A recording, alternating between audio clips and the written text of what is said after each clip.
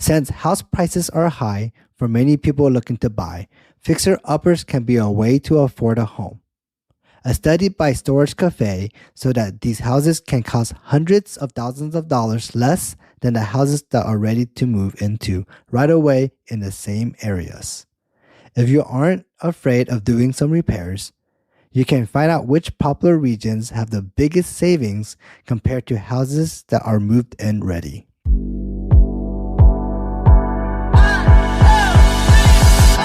So, what qualify as a fixer-upper? A fixer-upper is a house that needs some work to be livable again. It might not need everything ripped out, although some do, but it will take more effort than most people will want to deal with. This makes them a tough sell unless you're willing to drop the price a lot, which you might have to do. Most fixer-uppers aren't so bad that they need to be knocked down, but sometimes the land that the house sits on is more valuable than the house itself. Think about this when you're trying to sell it. Fixer-uppers can have more problems than just looking a little rough. They might have wonky floors, leaky roofs, plumbing nightmares, water damage, or even fire damage. This kind of fixer-upper you have will depend on who wants to buy it, so you need to tailor your selling strategy accordingly. Before selling anything, you have to figure out who wants to buy it. This goes for houses too. Finding the right buyer for a fixer-upper can be tricky. Most people looking for a house don't want to do a ton of work. They rather move in, maybe paint a room and relax, not grab a toolbox. House prices are high. Finding a home you can afford can be tough these days with expensive houses, high interest rates, and lots of competition. But there's a way to get a cheaper house if you're willing to do some of the work. Just like on HGTV, you can buy a fixer-upper.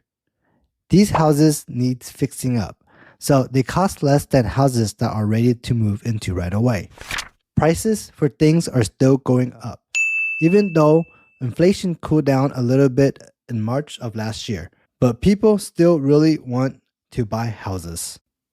Even though it's a seller market right now, meaning sellers have the upper hand, younger folks under 40 are still looking to buy. Everyone knows that houses usually get more expensive over time, not cheaper. The pandemic made houses even more costly because of the demand, and there weren't enough to go around.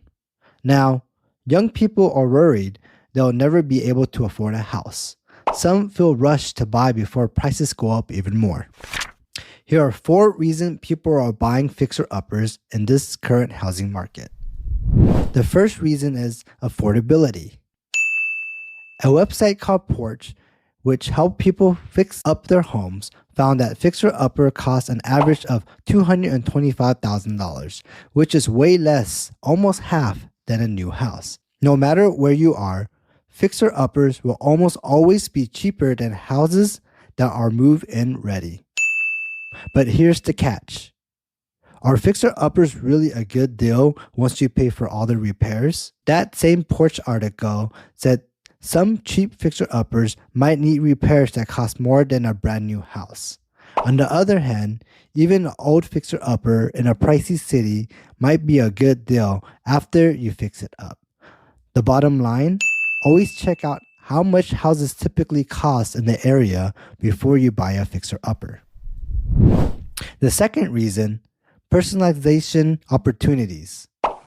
When you buy a brand new house, it often comes with fancy new things like sinks, faucets, light fixtures, and many other upgrades. Since everything is shiny and new, it wouldn't make much sense to rip it all out right away.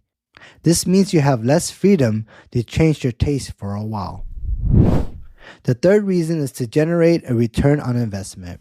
Rehabilitating a fixer-upper and making it habitable again not only brings back its lusters, but also primes you to put the property back on the housing market. Now, however, you can list your once fixer-upper as a newly renovated home.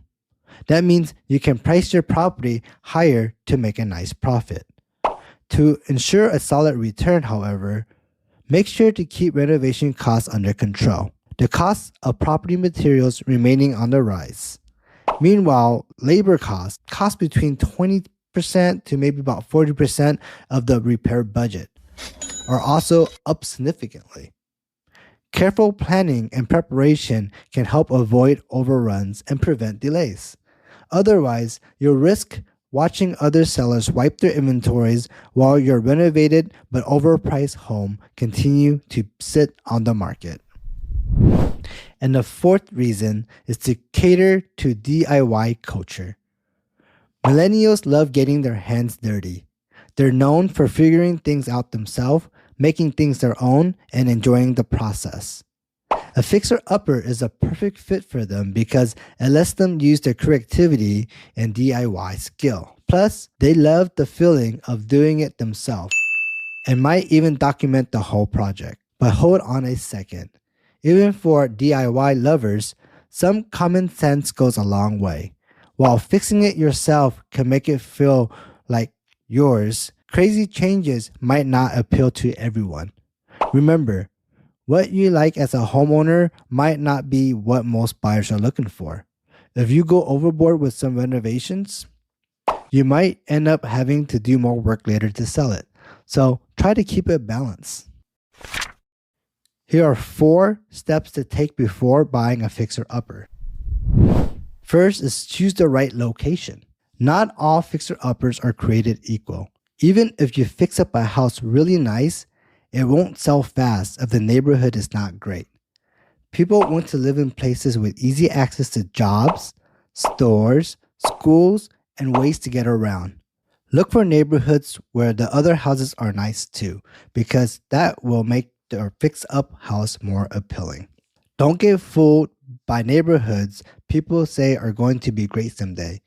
Look for real signs that they'll improve, like new buildings, businesses, or train or buses coming in. Second, think time commitment. Fixing up a house is a big job, and it won't happen overnight. It can be stressful and take a long time. You might not be able to cook in your new place or even move in completely until everything is finished. This can be tough on everyone in the family. Think about how much time and patience you have. If you're busy, look for a house that just needs a few small changes, like new light fixtures, a fresh coat of paint, or new carpet. Only consider a home that requires a lot of work if you have the time and patience to handle a big project. Third, draft your budget. Small costs can add up quickly.